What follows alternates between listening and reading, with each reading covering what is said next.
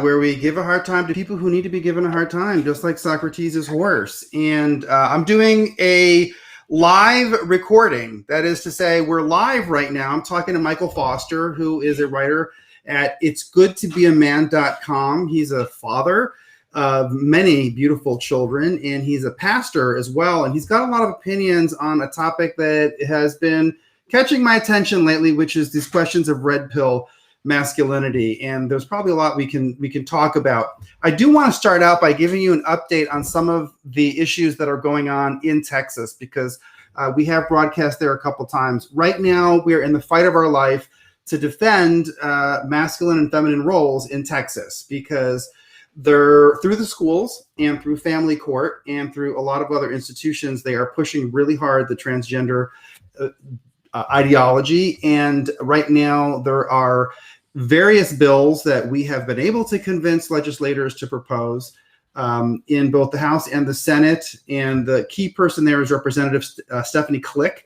I've put her number up there. She's going to be hearing testimony on Wednesday, which is tomorrow, Wednesday, April 14th. And we're hoping that we're going to be able to get these bills passed. They're going to ban social transitioning among minors, pediatric gender transitioning, that is.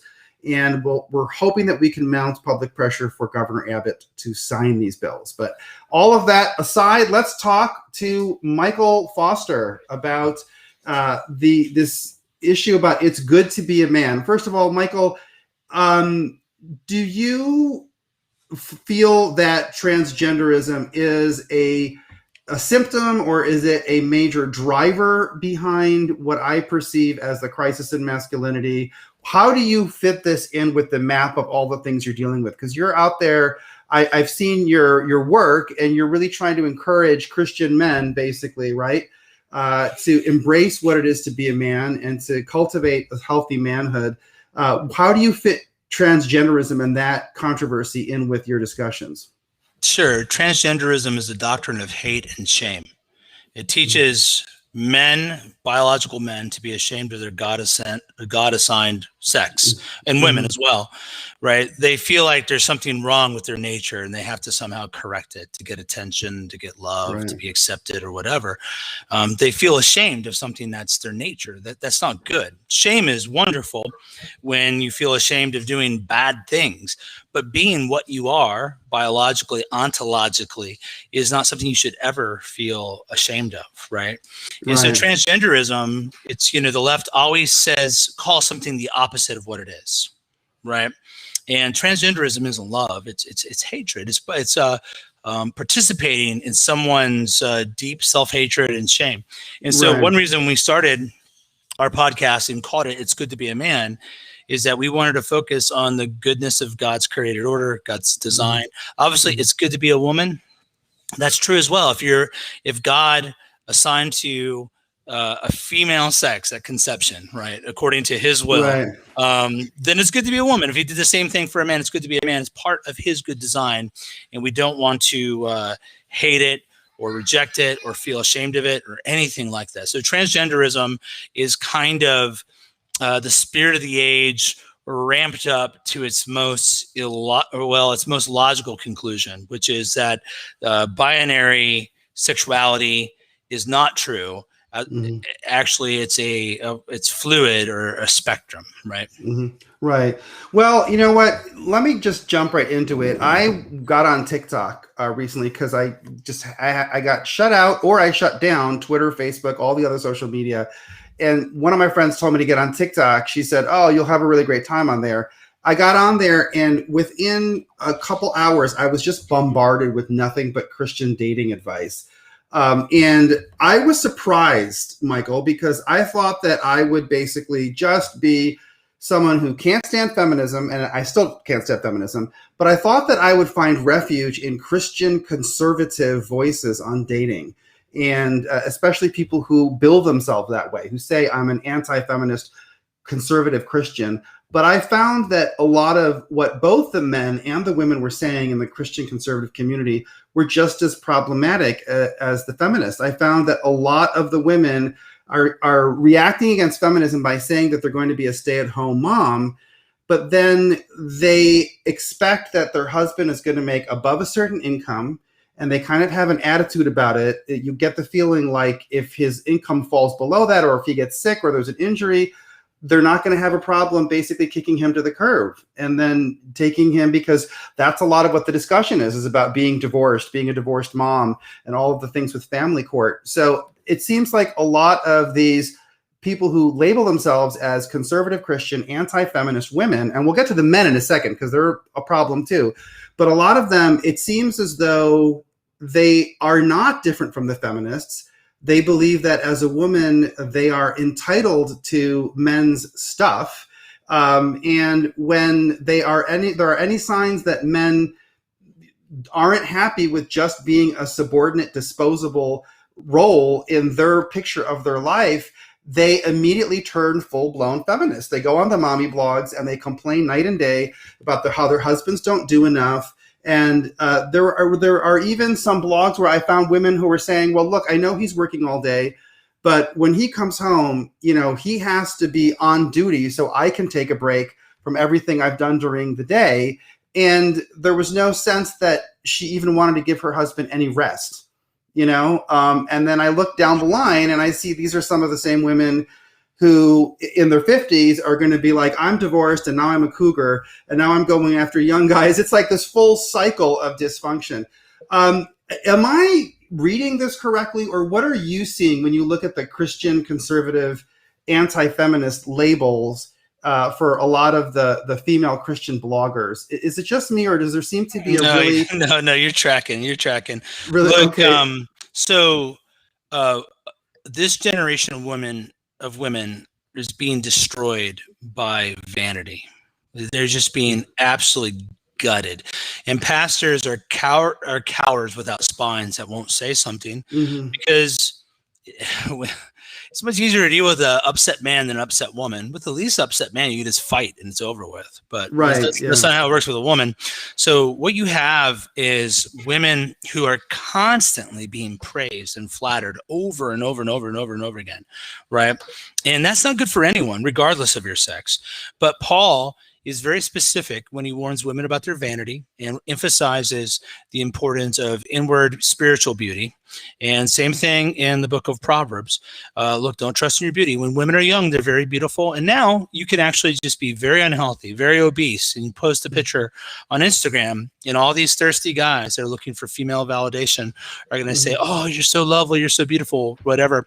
And then some guy that really is like a good catch for you, kind of within your reach, you're going to say, oh, I don't think that guy is worthy of me. I mean, all these guys online, and there could be a happy marriage there, right? There could be real wonderful years spent together before you both enter into eternity, which is a vapor away, right?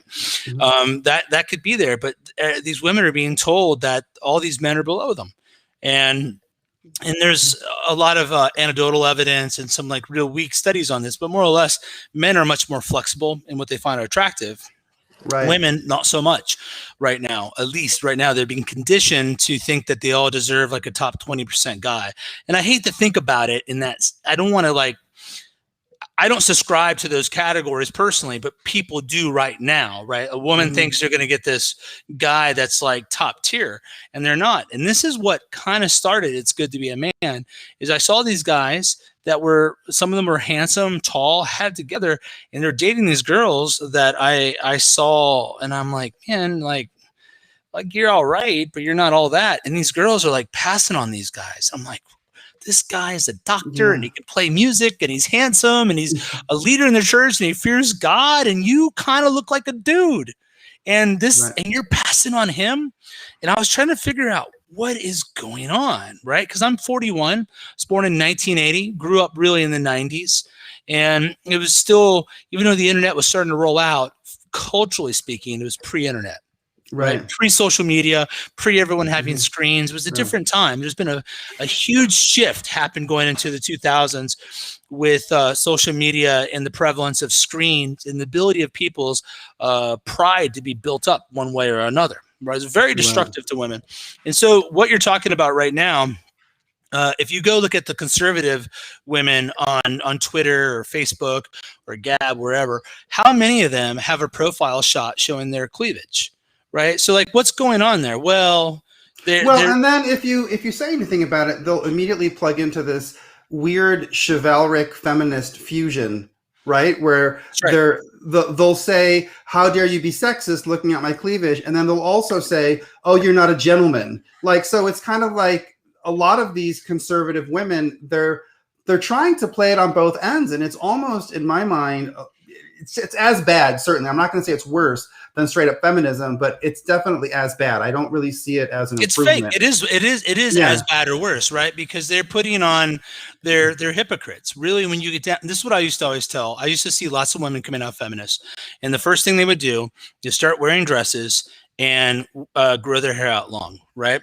But they still had the brassy attitude. They still had kind of some careerist impulses. I mean, if they could find the Chad, traditional guy that was like this awesome man, it's everything they want. Like, yeah, they'll stay home and have that guy's babies. But when they were brought into reality of like, no, that's a romance novel. That's an Instagram, like, fake, not real thing. Then a lot of them would end up just going back to the sort of feminist impulses they had. They just dressed up. It was LARPing, right? Live action role playing. They're live action role playing the role of a traditional woman and what they believe it is, right? And I always tell people, like, biblical femininity is not a 1940s, 1950s housewife.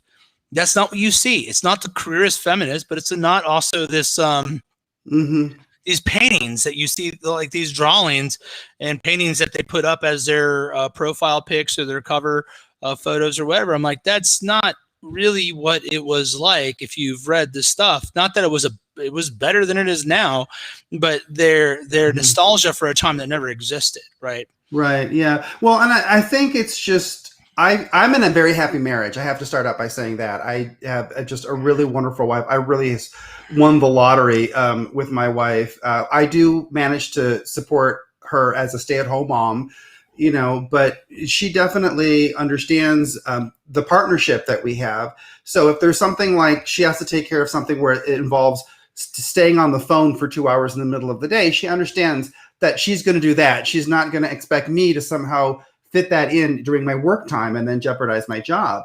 But what I see from a lot of these women, even these conservative Christian women, is that they're constantly complaining that their husbands aren't doing more. And I'm wondering, where's the beef here? Where's the stuff that you're doing all day that supposedly means that you're so tired? And there are some Christian men who fall for this, who just think that there's all this mysterious stuff that goes on during the day, during the house while their kids are at school. And somehow that's just so exhausting that, she expects complete submission for you, even when you get off of work after a hard day working 12 hours. I think it's like these microaggressions are so timeless. They go back so far. This is the basic battle of the sexes.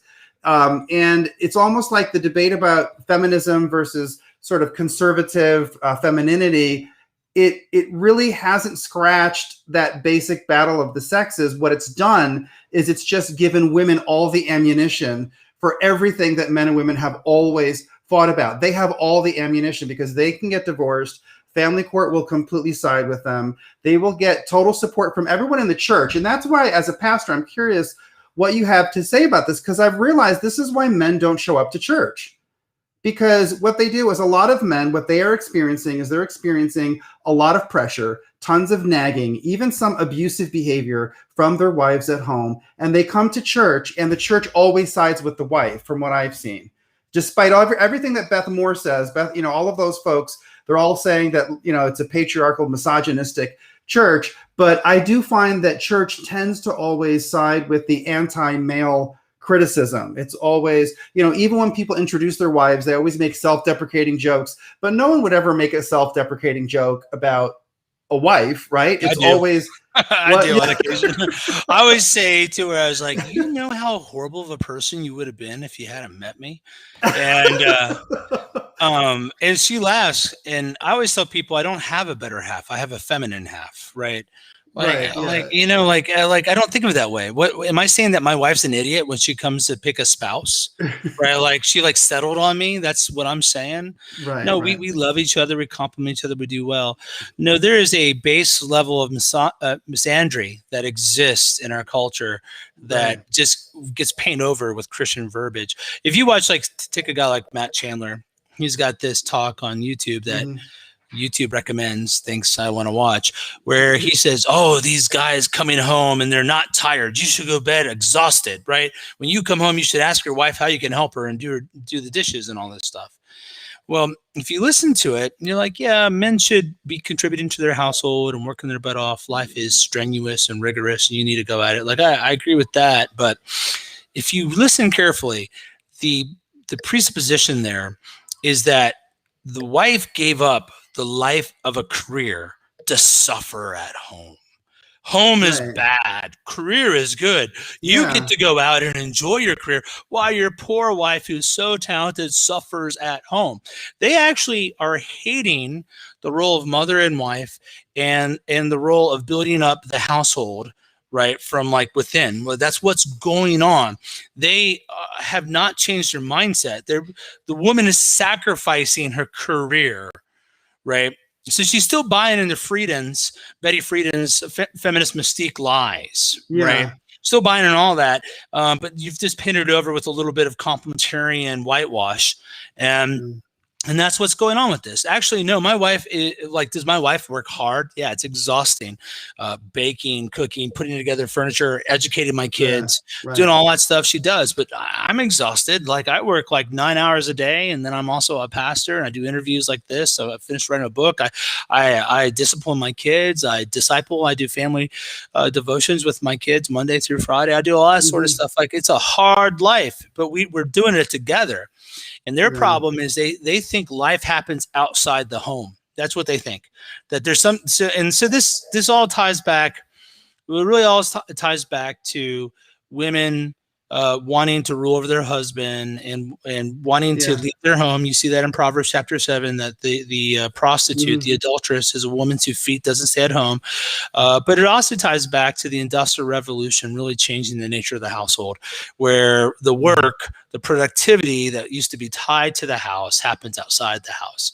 And that's the thing that we don't need to go back to an agricultural society, but we haven't really recognize the major shifts that have happened in some pretty big ways in the last 250 years, right? The world right now is vastly different from the ancient world, which was pretty consistent for a long time. Yeah, no, I think that you're onto it really well, which is that it's the husband and wife are talking past each other, but at a certain point, it's almost like the husbands aren't even talking anymore. It's just, they're absorbing all of this criticism constantly from their wife, and the message that they're getting from their wives, from their wives' friends, and even from the men in church is that as the man, he's supposed to just take this, right? This is the blending of feminism and chivalry. You're supposed to just take it and just absorb it all. And that what you're saying that Matt Chandler said, I see this a lot, and I'm starting to become very concerned about this. Because I know a lot of men who are on amlodipine and metoprolol. I'm older than you. I'm about 10 years older than you. So I could tell you what's coming down the line. You get to a point where Latinos and blacks, man, you guys always look young. Really? Our white people, you want to talk about white privileges? We look much older than you all do. No, but we have, I have the same thing with I take heart pressure medication. I know people who have dropped dead of heart attacks at 57. You can nag a man to death. Okay. There's a way in which if you just inculcate in men, okay, just suck it up and deal and do all this. Don't expect any rest. There are health implications for that. And then also what happens when he all of a sudden just kind of his body breaks down, he gets injured or something like that. And then all of a sudden he can't be there helping all the time. I've seen in many of these marriages, women start finding emotional excuses to get rid of him. She starts saying, oh, well, he's not supporting me. He's not emotionally available. He's not. And I've started to realize that in some of these marriages, it's not even that he's doing anything wrong. She just wants to unload this person because he can no longer provide what he provided before. It took me a while to admit that some women do that, because I never wanted to think that way about women, but there are women who do this. A lot of the things that they complain about, it seems like they're looking for excuses to be able to push out, a man that they no longer see as a provider. It's bad, man. It's bad. And boomer white knight pastors can't bring themselves to admit it. There's something generational going on there that you can't deny when you start to study the issue and get deep into it. And, look, years from now, my kids are going to point out the sins of our generation, right? I get that. Right. I'm not above that, but generations, there was a generation that arose that didn't know the Lord, right? The book of Judges. Generations do have sins that are common to them. And boomers have this tendency to rush to defend women. They bought into that for some reason. I'm not sure why, because they were the generation that saw the sexual revolution happen, but we're the ones that have directly suffered from it. Those of us that was born in the 80s and 90s, and we saw what happened when people forget this. You're old enough to know this, and I'm just barely old enough, but it was not normal to have a lot of divorced children in your elementary school class, people with divorced parents. Not common at all. Even in the 80s. That has become very common now.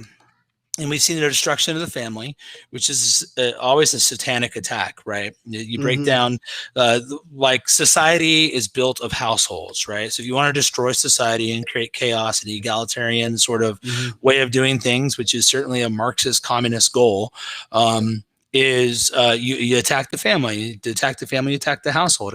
You strike the shepherd, and the sheep will scatter, right? And this is what we're seeing happening right now. Men are under an intense attack, and churches are 60% to 80% female, depending on where you're going. And these guys are catering, I think, in a lot of cases, to their members, these pastors, guys like Matt Chandler or whatever. Chandler's reached out to me. He and I have talked through email, and I think even guys like Chandler are recognizing something's wrong with their men, right? But the thing is, you see these guys and they just say, man up, man up. I get so sick of hearing guys say man up, because the thing is, if you grew up as a bastard, if you grew up as fatherless, most of the young men I meet are like, man, point me in the direction. Tell me what to do. But they need instruction and they need encouragement. And all they're doing, if I can just be frank, is getting pissed on when they go to church. Right? They get these guys that are raining down on them. And I think hey, if you would instruct and encourage these guys, you could have an army of young men that would take up a woman. And then you also have to put the women in their place. You're vain. You need to lie. You need to stop gossiping. Fur babies is an abomination, right? If I'm on an island with my daughter or my dog, I eat my dog day two, right? It's what are we talking about? It's not that hard of a decision. But these, they need to come at these women just like Scripture does, right? Not I always tell people, I have a lot of people showing up to my church. My church is only 4 months old, but they know me from my kind of online profile. And they'll call me and they'll say, hey, we're going to move to Batavia, Ohio from this state or that state. I'm like, look, I have not planted a church for men.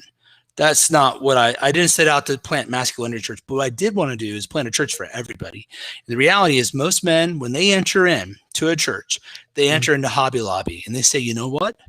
This ain't the place for me. It's like when you're the husband and the woman, you go into Macy's, you go into the women's bra underwear place with your wife, and you're sitting on that little couch. And you're I don't want to be here, right? But I'm here because I love my wife. I'm super uncomfortable. That's most men at churches. They're like, this place is not for me. It's made for somebody else. It's like when I listen to positive and encouraging K-Love, I listen to Christian music, it makes me want to die inside.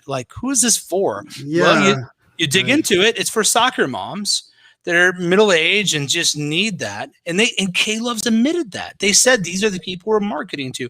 Evangelicalism is a bunch of white knight boomer pastors or guys that continue that legacy, catering to a bunch of like soccer momish wine moms. That's what it is. It is. Right. You know, I know that's like a broad stroke, but that's the nature of generalities. Well, that's what I see. And I mean, we can talk about the problem with the men now too. You know, this is the thing. Churches tend to have men's Bible study, men's breakfast. And I thought, maybe rather foolishly, that would be a place where guys could get a little bit of refuge. But I find actually what they're hearing a lot in those meetings is that man up stuff. And it's often the men are running interference for their wives. You know, it's like it's all about holding other men accountable and telling them, you know, you've got to be up and be an upstanding man and do all this stuff to take. So they're hearing more of the nagging from the men's groups. And part of it is, I mean, obviously we can't, there are men who need to be kicked in the butt sometimes. Obviously, there are men who need to be toughened up. And you know, and as a Generation Xer, I can totally relate to that. But I just think that out of context, without understanding everything else that your church is doing that is making the man feel like this is a hostile place, I don't want to walk in. It does feel like the underwear department at Macy's. You feel like it's a lot of very womanly thing. And I do believe that a lot of the pastors and deacons are marketing things to the women. And I feel like a lot of the Christian writers, other than the ones that I love writing, like I love your stuff, you know, but you know, you're one of those folks that you're I don't think you're marketing to women, but you know, you can't pierce through the noise sometimes because there's this layer of all of these men who have tens of thousands of followers, you know, on Twitter, and they say all the right things to keep women happy, and they're always coming to the defense, and they're trying to look really good. I feel like it's like simping has become the default. Even when men are already married and they don't need to be simping anymore, they're still simping. They're still trying really hard to be patted on the head. Part of it is maybe these men didn't grow up with dads, and so they're constantly in the mode of trying to please mom. That's all that they can do, is they're just trying to please mom, and they wanted to pat her on the head. Absolutely. Yeah. That's what's going on, is that we are a nation of bastards is what we are. We are functional bastards. You go back to the King James Version, Hebrews. If a father, the only person that's not disciplined, that doesn't receive the discipline of a father, is a bastard, is what the King James says, right? Mm-hmm. Fatherless. That's an idea of we lost. It used to be shameful to not carry your father's name because it meant your dad, you weren't part of your dad's legacy. He wasn't handing the baton of masculinity to you, right? Right. You were on your own. And a lot of us are on our own. We don't realize how lost we are. For a lot of times we get married and have a son, right? And we're like, oh, I don't know how to be a man. I don't know how to be a dad. And then I know a lot of stories of men having emotional breakdowns when they realize that they're very clueless on it. So we got all these guys out there that grew up without a dad, with a often overcompensated mother, grew up in a overly feminine public school system, that were stuck on Adderall, that were told being aggressive and that it's good to cry, right? Just cry, right? Which is, of course, with men, they need to be taught not to cry unless it's appropriate. Right? Men have to learn a level of stoicism, that not to be totally emotionally unavailable. I cried at the death of my daughter. I cried when the Bengals made it to the playoffs. It was amazing. No, I didn't really do that, but I'm not ashamed of crying. But we're big and strong, much stronger than we can't be emotionally untethered. And so these guys have grown up being told crazy things. And now they're trying to be a man and they don't know how to be a man. Well, some of them just like, tell me I'm a good guy. Tell me I'm a good man. Tell me I'm a nice guy. They're looking for that from women. They're really looking at that from men as well. That's why the gospel is so important, right? The gospel is that through Jesus the Son, our elder brother, we're reconciled to God the Father. And then God the Father, according to Numbers 6, his countenance shines upon us. His face shines on us. Because of the blood of Jesus Christ, we're accepted to God. We have 100% approval because of Jesus. I don't need to work for the approval of men. Now I can rest in the promise of the gospel, and I don't have to be a slave to this. And that's why really, when you get into a lot of the sexuality stuff, you see like it's really fear of man, it's performance driven, it's not gospel driven at all. All these guys out there that say that we're about, cultural Christianity or we're lopsided on patriarchy. Like, do you know our God is God the Father? He's the archetypical God. He's Right. not, God is not, fatherhood is not a metaphor that we place on God. Fatherhood is a metaphor that we place on man. You do know that the church has taught this for thousands of years, but they don't, because they're integrated into the culture and they're trying to please people. Mm-hmm. But biblical Christianity is so powerful. It's what young men need right now.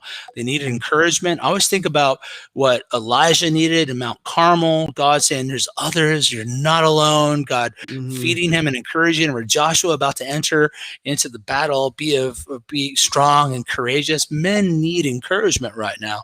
And they're not getting it from pastors. Pastors are pandering to the easy one. To the women. And that's you can't build a church on the back of women. You just can't do it.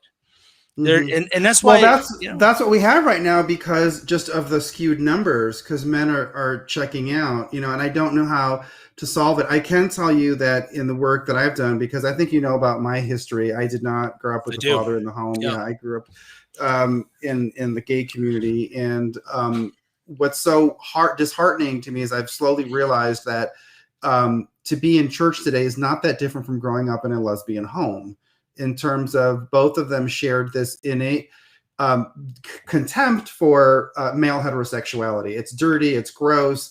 We don't like it. They're nitpicking all of your, if you try to bring a girl home, the kind of like immediate coldness, the idea that they just don't like to see you building a life with females as a man. There's something about it that's just seen as dirty.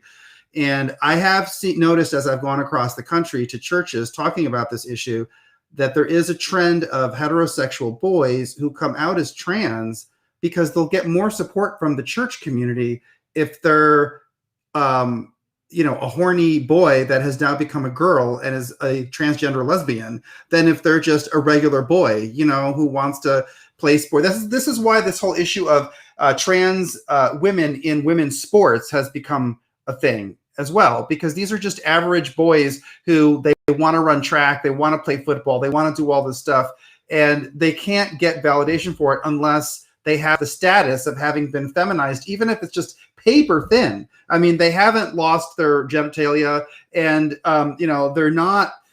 they don't present as a girl. All it is just some weird label that gives them a certain status, and they're still pursuing girls. Oh, is that your daughter? This is one of them. Oh, okay. Go downstairs, girl. I'm live on air. I can't talk right now. Shelly Martin has a lot to say here. I don't know if you've been looking at her comments, but first of all, she's praising you to high heaven. She's saying women love your stuff. We have a pretty decent following with women. I think. I think women want strong men, even though sometimes they resent it. But look, I was just telling someone the other day that. So it's like, take homosexuality. Homosexuality, a big part of it is just a guy was never welcome into the world of men, because the world of men's hard to enter into. It's not easy. Yeah. And one of the big ones is that guys test each other, where they'll say things like they'll insult you, right? And when they insult you, what they're trying to figure out is, how will you react? Will you roll over passively, or will you actually stand up for yourself, or will you like overcompensate, right? And you'll become this like really macho dude. Chicks don't, in the long run, like macho dudes, but they want a guy that's strong and has control and focused and all those things. That's what other men respect too. And but that takes a father to welcome you to that world. And I think women are very unhappy right now. We're in the middle of a sex recession. People are having less sex than they've ever had before. The reason is that androgyny kills sex. It's sexual polarity that drives sexual attraction. A man being masculine, a woman being feminine, they get turned on. When they become more androgynous and more similar, it kills sexual attraction. And women are like, where are the men at? Where are the men? Yeah. Well, no, listen, I was pulled into the Exgay testimonial industry, like I like to call it, where there's all these church groups that want to have people come up and say how they were delivered from homosexuality. And I just got out of it after a while, because I felt like there was something about it that was, it was just reinforcing the feminization, even as you're supposedly trying to fight against it. Because a lot of the guys, I noticed, they didn't show any interest in, okay, let's move on to the next phase of your life. Now you're going to have to date women. That means you're going to have to be strong. You're going to have to compete with other men to go on dates with girls. You know, you're going to have to put up with her complaining and blaming you for things, because now you're no longer gay. Like, leave that behind. But a lot of times the people who do these ex-gay testimonials, they want to stay in this, oh, I'm gay, I've been delivered, but and look at me, look at me, look at me, look at what I went through. And I feel like they get stuck. And so it's almost like all of the church's attention to the ex-gay testimonials, I think, has almost made it worse. I finally gave up because I realized, you know, I was never gay. I've always been a heterosexual man. I was abused. You know what I mean? So I don't even want to be like going around talking about it being sin. It's like, I was cheated by society. Now God has, you know, helped me to correct that. And I had this ex-gay guy commenting on my Facebook post when I was talking about how men insult each other and we don't mean it, and women compliment each other and they don't mean it. Right? Like, it's the difference between the sexes. He was very offended by that. And he was talking about the abuse he suffered at his father, at the hands of his father and his mother, actually. He was one of these ex-gay guys that would go around and talk about he used to be ex-gay. Get a lot of praise for it, right? And vanity's bad for ex-gay. I mean, like, vanity's very is a huge problem in the gay community. And with this guy, I was just thinking, man, this guy, he just needs a brother that says, stop being a pansy. Right? Stop it. Look, you can do it, dude. Stop being a sissy. Like, we think you can handle it, but you're acting kind of like a fairy right now. You know what I mean? Like, you got to like press them hard and like, we're not against you. We're for you, but you're acting like a sissy. Like, teasing, man, I got teased so bad and I had to learn to hold my own. It was really awkward because you can't overreact, but because in men, we work covenantally. We work with other men. We work with other men in very difficult situations such as warfare and governance. And we have to be able to like, for example, a good friend of mine, he was really mad. He serves with me actually at my church. He was really mad at a decision I made. And late at night, he's like texting me like, angry text. Well, I'm asleep. I go to bed early and I wake up like 4 a.m. I read it in the morning. I'm like, whoa. And then I texted back like, hey, I'm sorry. Let's talk about this. But he was able to be very rough with me, and it's no big deal. Like, I actually want that sort of communication between us. Like, I don't want us to be able to always walk an eggshell because we're dealing with difficult issues. And he apologized to me. I said, well, you're forgiven. But at the same time, I'm glad that this is how we are, that we can work together, that we can be frank with one another. Right. Because we're dealing with big issues. We're pastoring people. We're looking over their souls. And I can't have a guy that can't just be straight up with me. I need to know. And so you see this, like, what gay men need is they need brotherhood and fatherhood, and just say, like, stop it with the gay stuff. Stop it with the erotic stuff, right? Like, let's go do it. Let's get it done, man. Let's go conquer the world. Get a woman. You can do it. Don't be scared of women, right? You're made to conquest them. Yeah, you know, it's so funny because that's what I was doing for a while. I was really coaching guys who were coming out of the lifestyle. And I put on my website at one point, I mean, all that stuff's been taken down. I had to take it down for a lot of reasons. But, you know, one of the things that I was trying to tell folks was, it's like, I don't have any interest in running a website for people who want to just get out of homosexuality and then don't want to move on and build a life with the opposite sex. Like, if that's your thing, there are places and ministries you can go to where you kind of become the celibate gay person who talks about that, you know, indefinitely. But I did not want to do that kind of counseling because I don't think it's healthy for guys.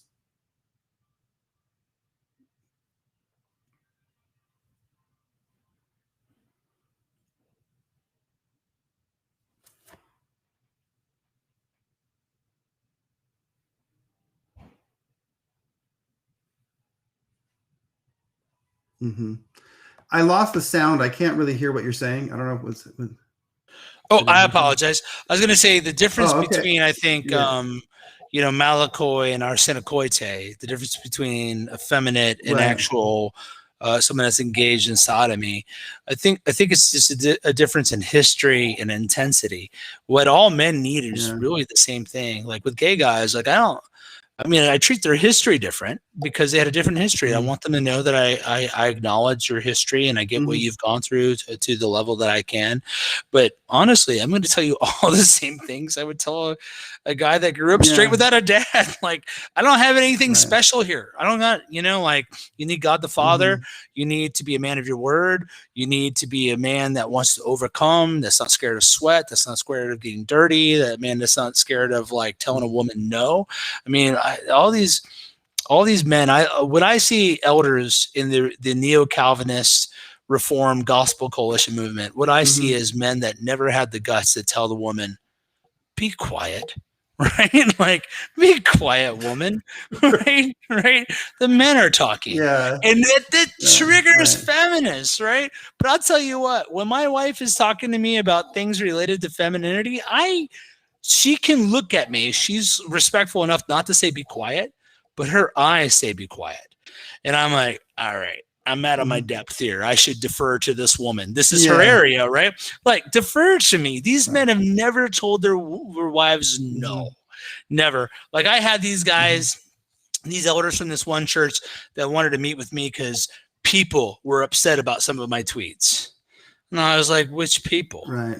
And they're like, well, we're not at liberty to say. I was like, are you familiar with what the Bible teaches on this topic? Like, it doesn't work this way. I know. Well, it's just Karens. It's Karens using levers of power to try to silence someone. Yeah. And like, will you stop? And I'm like, I'm not going to stop. And then I'm never going to stop. Like, if they want to talk to me, if I said something that's legitimately offensive and was wrong, I'll repent. I'm not above, I make mistakes. There's things I say that I shouldn't have said. I'm not above correction, but I looked at them and I said, like, you're being their slaves. Don't you understand that at some point you'll be underneath you'll be in the target, and anyway, it's an uphill battle. But the thing that we all should take comfort in, I mean, think of your history and think of my history. Like, I'm poor white trash, Hoosier, Indiana, like, Presbyterian. And what are you? Right. But here we are. That's the best thing to be, though. Yeah. Here we are. Like, we need the gospel. We need Jesus. We're not going to participate in his lies. We're not going to bow down to it. We're sick of it. I'm not rolling over. What I want to tell everyone online and everyone at Gospel Coalition is very simple. I'm not sorry. I'm going to keep doing it. You can't cancel me without killing me. Bring it on, right? Like, let's do this. Let's go. Because once we start doing it, other men are going to be like, you know what? I'm willing to go with those guys. I'm willing to take the risk, because our culture is toxic and it is destroying young women and young men. And we cannot stand for it. Those of us who have seen what happens when we are raised up effeminate, I wasn't effeminate in the sense I was more macho. I was the flip side of it, right? Like, I was a very sensitive kid. And then when I got into high school, I started boxing and wrestling and lifting weights and all that stuff to compensate. But it wasn't masculine. It wasn't strength under control per se. But I saw the destruction that wrought in my life. And so I see guys like you, and I have followed your story, or our mutual acquaintance, John Harris, or whatever. There's a lot of people right now that are like, no, I am not your playbook. I'm throwing it out. Like I'm done with this. And I really have a lot of hope for the young generation. I've talked to them. I did 200 hours of counseling last year, 200 hours with just men, divorcees, young men. It was what really informed the writing I did for the book that I'm publishing with Canon Press. Turned in the first draft of the manuscript just 2 days ago. As I talked to those young men, I saw what they're up against and how they're reacting. I'm like, these guys are amazing. They've they're realizing the propaganda of the age. So there's every reason to be optimistic while also measuring the reality of our enemy, which is significant. Now, is this the best place for people to follow you? It's goodtobeaman.com, and they can find out about the book there? Yeah, they can go to itsgoodtobeaman.com. I'm super active on Twitter at This Is Foster, THIS, THE, Foster, FOSTER. You'll find me there until I get banned, but right now I'm small enough they don't seem to care. But I'm on It's Good to Be a Man. We have a podcast on iTunes, Spotify, whatever, and we're always just trying to create content that helps men. Sometimes we can be a little energetic in our Look, prose. I have found it. I think it's pitch perfect. You hit just the right tone. Praise God. We try. For the age that we are in. Yeah. I think God has touched you. His hand, the flame has come down and licked up the water in the trenches, like we saw. I just taught that to young men this morning. Elijah versus the 400 prophets. Oh, that's awesome. That's awesome. It's good. All right. Well, thank you so much, and I hope that we can stay in touch. I really enjoyed talking to you. Likewise, Bobby. God bless you. God bless your ministry, man. Thank you. All right. So God bless you. All right. Take care. Bye.